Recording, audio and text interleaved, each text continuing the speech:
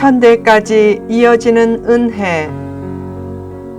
신명기 5장 1절에서 10절 말씀. 율법을 주신 하나님. 구원은 행함의 결과가 아닌 하나님의 은혜와 사랑과 자비의 결과로 거저 주어진 것이다. 왜 하나님은 대가나 행위 없이 은혜로 구원하셨는가? 다른 구원의 길이 전혀 없기 때문이다. 천하보다 귀한 사람의 생명을 대신해서 대가를 치를 것은 사실상 없다. 그래서 그 대가를 예수님이 십자가에서 죽으심으로 대신 치르셨다. 율법을 지키는 것만으로는 구원을 얻지 못한다. 유대인도 율법을 잘 지키지 못했다. 유대인은 율법을 생명처럼 소중히 여겼지만 율법의 완벽한 준수가 불가능함을 깨닫고 바벨론 포로 생활에서 귀환한 후에는 율법 준수 문제에서 관대해졌다. 율법의 51%만 지켜도 천국에 간다는 주장도 했고 율법의 4분의 3만 지켜도 선인이라고 했다. 율법은 구원의 조건이 되지 못한다. 할례, 식사법, 절기 준수보다 더욱 중요한 것은 십자가를 붙잡고 사는 것이다. 물론 율법을 경시하면 안 된다. 믿음을 중시하는 것을 율법을 경시하는 태도로 나타내지 말라. 율법의 준수로 구원받지는 못해도 구원받은 성도에게 율법은 삶의 중요한 기준이다. 왜 성도에게도 율법이 중요한가?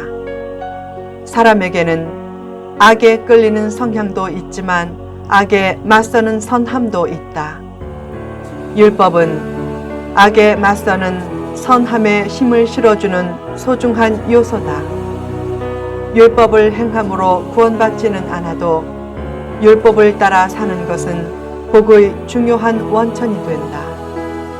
율법이 어떻게 주어졌는가? 모세가 백성의 대표들을 불러 한 얘기를 그들이 백성들에게 전했을 것이다.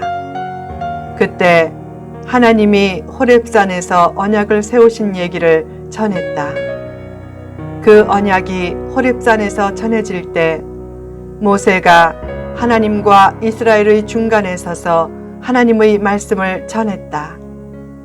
그때는 모세가 하나님과 백성들 사이에 중재자 역할을 했지만 신약시대에는 예수님이 하나님과 인간 사이의 중보자가 되어 인간이 직접 하나님을 찾아갈 수 있게 길을 열어주셨다.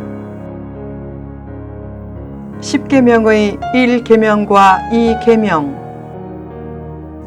그때 호렙산에서 하나님은 스스로에 대해 이스라엘을 애굽에서 구원해내신 이스라엘의 하나님이라고 언급했다. 그런 호칭을 언급한 후 10계명을 주신 것은 10계명이 구원받은 성도가 우선적으로 지켜야 할 최대 계명이라는 암시다. 본문에는 10계명의 1계명과 2계명이 언급된다. 1계명은 나 외에는 다른 신들을 내게 두지 말라는 계명으로서 하나님만이 유일하신 참 신이다라는 기독교 신앙의 근원적인 선포다. 2계명은 자기를 위하여 새긴 우상을 만들지 말고 그것들에게 절하거나 섬기지 말라는 계명이다. 하나님은 다른 신을 나타내는 형상도 만들지 말고 더 나아가 하나님을 나타내는 형상도 만들지 말라고 하셨다. 하나님의 형상을 만들어 절하고 섬기는 것도 하나님을 위하는 마음이 아닌 자기를 위하는 마음으로 그렇게 하는 것이다. 결국 우상숭배와 기복주의와 이기주의는 한 통속이다. 예배드릴 때 몸을 깨끗하게 하고 단정한 옷을 입고 헌금을 미리 준비하고 시간을 엄수하는 것 등은 좋다. 그러나 가장 중요한 것은 마음을 하나님께 집중해 드리는 것이다. 참된 예배와 우상 숭배는 180도 다르다. 참된 예배는 자기 중심적인 삶을 주님 중심적인 삶으로 변화시키는 핵심 요소다. 자기 중심적인 우상 숭배는 하나님을 미워하는 것이고 하나님이 미워하는 것으로서 큰 심판을 초래한다.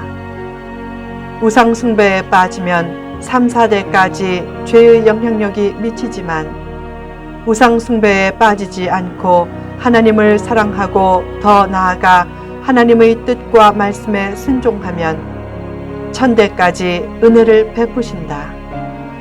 이 표현은 하나님의 심판보다 하나님의 은혜가 300배 정도 크다는 뜻이 아니라 하나님의 은혜와 사랑이 그만큼 크고 지속성이 있다는 뜻이다.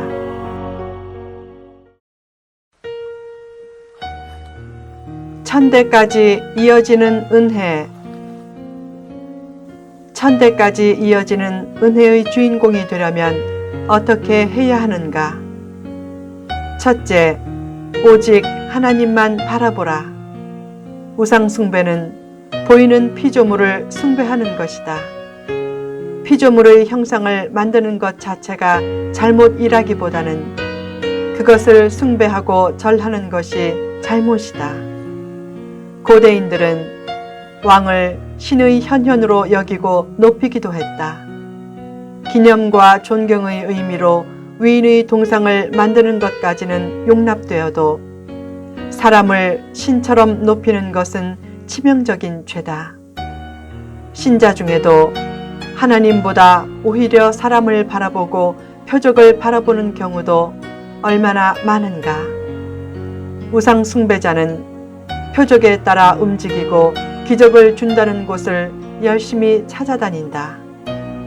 그 길이 바른 길인지에 대한 생각도 없이 다수를 그냥 따라가면서 우왕좌왕하고 갈대처럼 잘 흔들리고 시험도 잘 들고 삶의 기준과 중심이 없는 모습은 결코 복된 모습이 아니다. 둘째, 자기를 위해서만 살지 말라. 자기를 위하는 본능이 있는 것 자체가 죄는 아니지만 자기만 위해 사는 것은 우상 숭배와 기복주의의 근원이다.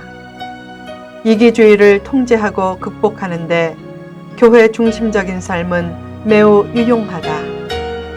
교회가 타락하면 교회도 개교회 중심적인 이기주의가 심해져서 민족 구원, 나라 사랑, 선교 운동이 점점 무관심해지고 조국은 조국이고 나는 나다 라는 생각이 팽배해진다. 얼마나 불행한 모습인가. 1967년 3차 중동 전쟁이 이스라엘과 이집트 사이에서 일어나자 미국의 한 집에서 이스라엘 유학생과 이집트 유학생이 같은 날 모두 사라졌다. 이스라엘 학생은 조국에 가서 전쟁에 참여한 것이고 이집트 학생은 징집될까봐 소리 없이 사라진 것이다. 결국 인구 300만 명의 이스라엘이 6일 만에 수십 배의 인구를 가진 아랍국가 연합군을 굴복시켰다. 당시 아랍군의 대공포가 이스라엘 비행기 한 대를 추락시켰을 때 그 추락된 비행기 조종사는 만삭된 임신부였다. 이스라엘은 전 국민이 단결해 전쟁을 승리로 이끌었다. 자기만 생각하지 말고 자기가 속한 공동체도 생각하라. 특히 교회에 힘을 보태서 교회가 하나님의 뜻을 힘 있게 수행할 수 있도록 하라. 하나님을 두려워하는 리더와 성도가 많이 일어나서 정직하게 살고 남을 위해 살면 사회는 밝아진다.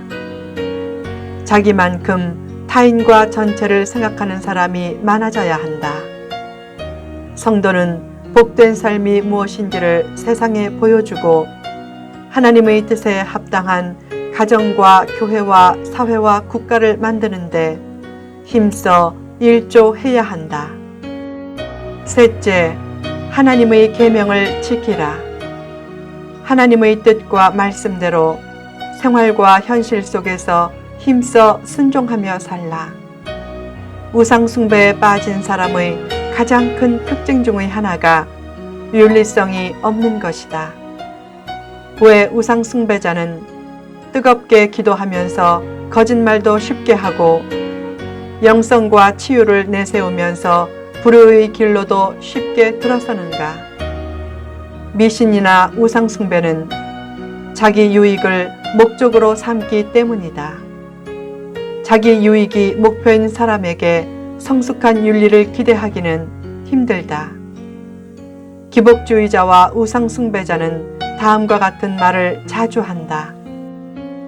기독교는 윤리가 아니다 라는 말과 저 설교는 윤리적인 설교다 라는 말이다. 언뜻 들으면 대단히 영성이 있는 말 같지만 사실상 기복주의, 우상 숭배 그리고 교만이 깃든 헛된 말이다. 윤리로 구원받는 것은 아니지만 성도의 윤리의식은 세상 기준보다 크게 높아야 한다. 성경에 나오는 무수한 계명은 일종의 기독교 윤리이기에 사실상 설교의 많은 부분도 윤리적인 색채를 띨 수밖에 없다. 개인과 공동체의 운명은 하나님의 손 안에 있다. 짐은 국가다 라는 말로 유명한 프랑스의 독재자 루이 14세의 장례식 때 집례를 맡은 사제가 큰 소리로 말했다. 오직 하나님만 위대하시다. 하나님을 삶의 중심에 두어야 희망도 온전해진다. 모든 삶을 하나님 중심적으로 펼칠 때 천대까지 이어지는 은혜의 주인공이 된다. 하나님보다 나를 위하면 인생에 큰 손해가 되고 나보다 하나님을 위하면 하나님의 크신 은혜를 받는다.